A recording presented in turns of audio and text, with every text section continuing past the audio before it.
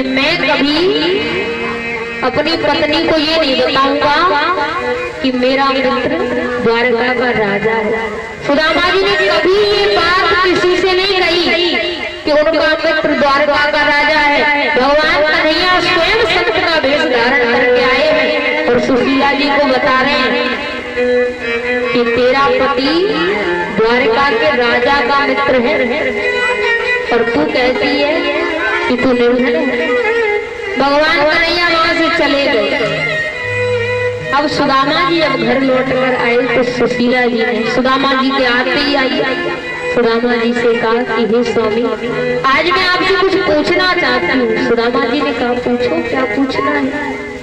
सुशीला जी कहने लगी हे स्वामी, आप मुझे ये बताइए कि आपका मित्र कौन है।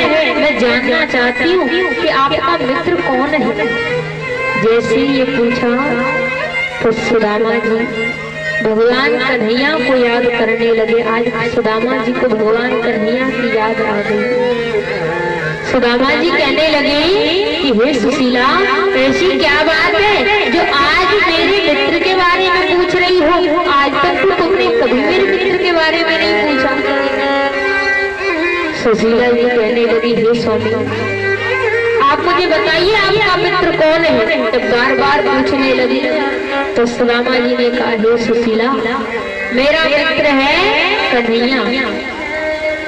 सुशीला जी कहने लगी कि हे स्वामी, ये मत कहो कि आपका मित्र कन्हैया है, आप तो ये कहो कि द्वारका का राजा आपका मित्र है। सुदामा जी कहने लगी हे सुशीला, वो राजा है तो अपने लिए है, मैं निर्धन हूँ तो अपने लिए हूँ। मेरी मित्रता उसके राजा होने से नहीं है, वो तो बचपन का मित्र है। मेरी मित्रता सिर्फ उसके कन्हैया होने से है।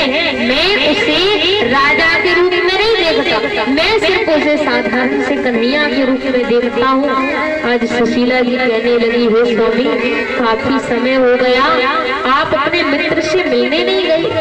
आप अपने मित्र के पास जाइए और उसे थोड़ा सा धन मांग कर लाइए जिससे हमारा जीवन यापन हो सके। वो राजा है, जब आप उसके दरबारे पर जाओगे तो वो आपको अवश्य कुछ ना कुछ देगा।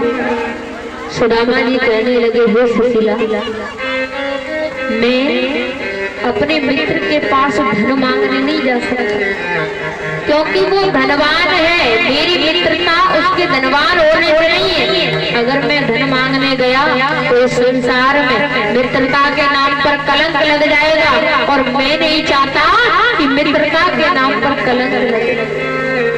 सुदामा जी ने मना कर दिया, मैं धन मांगने नहीं जाऊंगा। सुशीला जी बार बार सुदामा जी से कहती है हे स्वामी, अगर ऐसी बात है तो धन मांगने नहीं जा सकते, आप मिलने तो जा सकते हो। बचपन का मित्र है आपका और आप कभी उससे मिलने नहीं गए, आपको एक बार मिलने जाना चाहिए। सुशीला जी कहने लगी हे स्वामी, रोवे सुशीला सुनो मेरे स्वामी, चले जाओ पिया मेरे, चले जाओ पिया मेरे, क्या है बदनामी सुनो मेरे स्वामी। बालापन के मित्र तुम्हारे मनमोहन गिरधारी,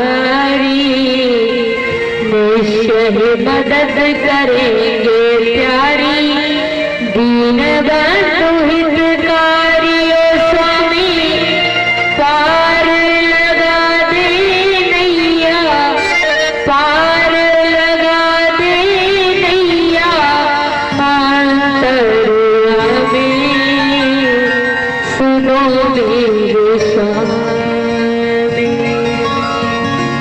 सुशीला जी बार बार कहती है कि हे स्वामी, आप बचपन के मित्र हैं, आप एक बार मिलने जाइए। सुदामा जी ने जब सुशीला के ये वचन श्रवण किए तो सुदामा जी के मन में भाव आया कि मुझे अपने मित्र से मिलने जाना चाहिए, पर मिलने कैसे जाऊं? मेरे पास तो कोई वस्तु नहीं है जो उसे भेंट कर सकूं, और जब तक मैं उसके लिए कोई भेंट लेके नहीं जा सकता तब तक मैं वहां कभी नहीं जाऊंगा, क्योंकि वो कन्हैया मुझसे छोटा है और जब भी कभी हम छोटे के द्वार पर जाएं तो कुछ ना कुछ लेकर जाना चाहिए। आज हुआ क्या? सुदामा जी ने कहा कि हे सुशीला कैसे जाऊं? कन्हैया पूछेगा कि क्या लेकर आए हो तो उसे क्या दिखाऊंगा? सुशीला जी कहने लगी, हे स्वामी ऐसी बात है तो आप चिंता मत कीजिए। अब सुशीला स्वयं घर घर भिक्षा मांगने लगी। 3 घर भिक्षा जब सुशीला जी को मिली, 3 प्रकार के चावल मिले हैं, और वो भी 3 प्रकार के चावल सुशीला जी ने एक मलिन से वस्त्र में बांध दिए। जैसे मलिन से वस्त्र में वो चावल बांधे, एक पत्र लिखा है कि ये कन्हैया तेरी बनाई हुई इस संसार में 1 महीने में 2 एकादशी पढ़ते, लेकिन हम तो नित्य प्रतिदिन एकादशी का व्रत करते हैं। अरे हमारे पास इतना भोजन नहीं है कि हम एक समय अपना पेट भर सके। इससे तो अच्छा है कि तू हर दिन को एकादशी कर दे, कम से कम एकादशी व्रत रहने का फल तो प्राप्त होगा। व्यक्ति जब व्रत रहता है ना, हमारी माता मैंने व्रत करती है, अगर हम सोमवार के दिन मन में संकल्प करें कि आज हमारा व्रत है, हम भोले बाबा